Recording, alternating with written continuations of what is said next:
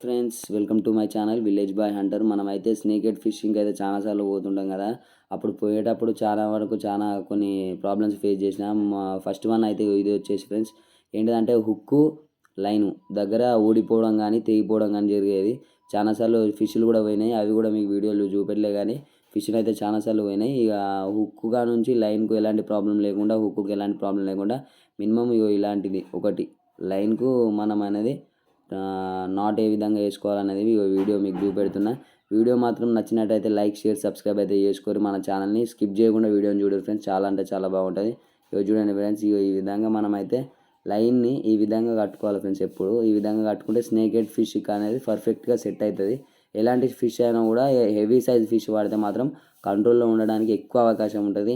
అందుకే చెప్తున్నా, మీరైతే ఈ విధంగా మనం నాట్ అనేది వేసుకుంటే, మూడే అనేది ఈ విధంగా వేసుకుంటే హుక్కుకి మనం నైట్ టైంలో, డే టైంలో, ఏ టైంలో వేసినా కూడా ఫిష్ అనేది పడ్డా కూడా కంట్రోల్లో ఉండగలుగుతుంది ఫ్రెండ్స్. ఓకే ఫ్రెండ్స్, మన వీడియో నచ్చినట్టయితే లైక్, షేర్ చేసుకోండి ఫ్రెండ్స్. Thank you.